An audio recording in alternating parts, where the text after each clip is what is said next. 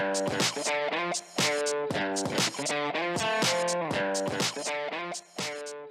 everybody, Bill Knutson here. This is New York Sports with an Attitude.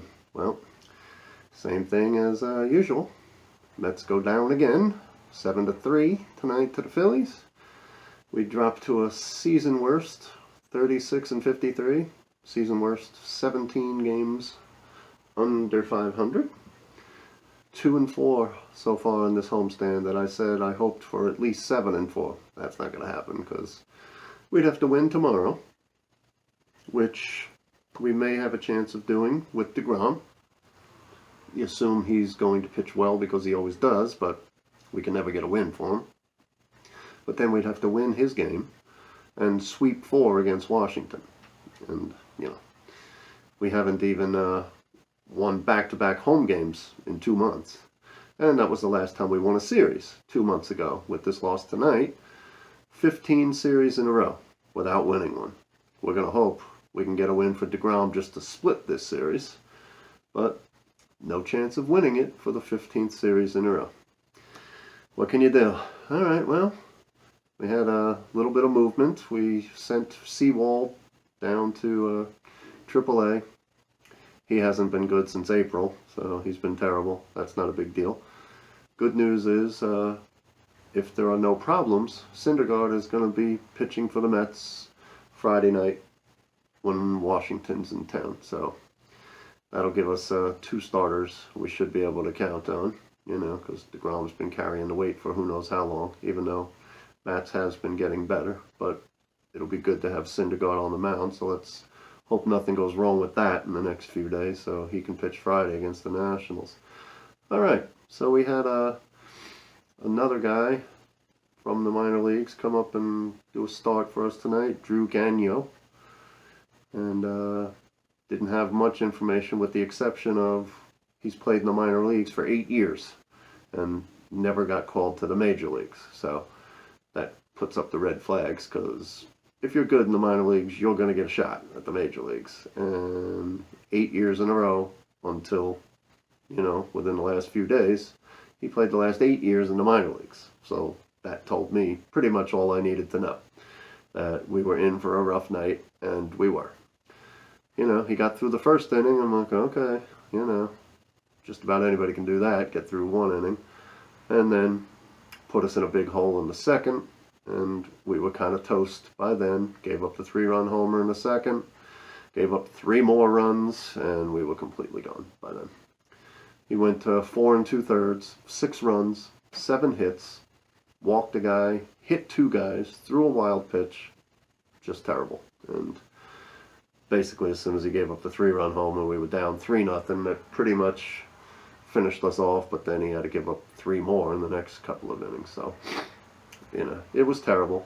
And the Phillies, they had a guy making his major league debut, and he got all these runs early, so there was really no pressure on him. He did okay. 6 1/3, 3 runs, but the last 2 runs he gave up, he had a 7-1 lead, and that just cut it to 7-3, and that's what we ended up losing by. So, he really had no pressure on him. He had the big lead early. All he had to do was not walk people, basically, throw strikes, and the game was over. Conlon came in through 2 scoreless innings, but, the game was already out of control by then. This is the only time he's pitched decently. Anytime he started, he put us in a gigantic hole and lost the game for us early.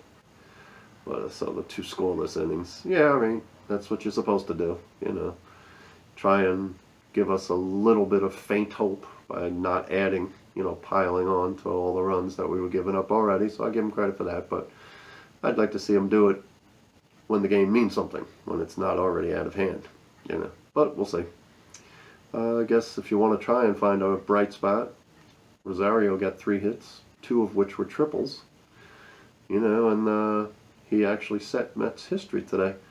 No Met had ever gotten 2 triples to left field in the same game. It is pretty hard to get a triple to left field, obviously, because it's on the third base side, of the field. So, if you want to come up with something positive out of it, he got 3 hits, So that's pretty much all the positive that I had. I really like this kid, Bachelor. You know, like I've said a few times before, he's got the look, he's got the stuff. He did give up a run today, but you know, the game was already out of control. It was 6-1 or whatever at the time. But I like him. You know, give him some time. Who else are you trusting out of the bullpen? You know, Gesellman hasn't been that great lately, even though I still like him overall. You know, I like Lugo out of the bullpen too. You know, pretty much. But give this kid Bachelor a chance. I think there's a good chance we're going to try and trade Familia at the deadline, and good riddance. I'm fine with that.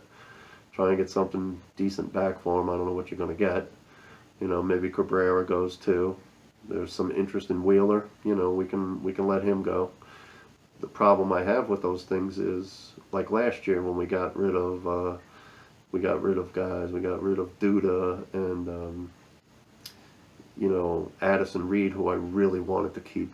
He was the only one in the bullpen that I trusted, and we got rid of him. And of course, we got somebody we're probably never going to hear about again. And what did we get for Duda? Do we even know? Do we remember? No. You know, excuse me. What did we get when we traded Jay Bruce? Do we even know? Probably never even see these guys. You know, so that's the problem I have with trading. Whatever we end up trading this month, is we never seem to get anything back. You know, when was the last time we got something decent back? The Syndergaard deal. Yeah, okay. We traded Dickey right after he won the Cy Young in 2012. Darno was supposedly the star guy that we got for him, and he's been a big bust. Syndergaard was kind of the throw-in. Now, obviously, he's not a bust. But last year in this, he's been hurt. I don't know what it is. And Todd Frazier had never been on the disabled list in his whole career. Comes to the Mets, now he's on the disabled list this year for the second time. So I don't know what it is with us and injuries the last few years. Just devastating. I don't know. Is Cespedes ever going to come back and, you know, do something, give us a reason to watch for the rest of the second half? I don't know. Syndergaard Friday, as long as there are no problems this week. You know, that should be cool, hopefully. But it's just a big downer. Football talk's getting closer and closer as the Mets keep getting worse and worse. We'll start throwing some Giants and Jets and football in general. You know, my fantasy football, you know, tens of millions of people, including myself, play fantasy football, so I can throw some of my ideas out there and you can let me know what you think. But anyway, that's about it for tonight. Another sad night at the ballpark. Lack of offense, no pitching, yeah, same deal. It's like I can just play the tape recorder and just play the same thing almost every night. Alright, subscribe to the show if you haven't already. Check it out. Do that. And, you know, have a great night tonight. You might not see this till the morning, but we got DeGrom Wednesday night, 7 o'clock. Hopefully get a split of the series and have something positive going into the Washington series Thursday through Sunday. Alright, well, hope you had a great night tonight. Have a great Wednesday tomorrow, and as always, let's go DeGrom, let's go Mets. Thanks for watching. I'll see you next time.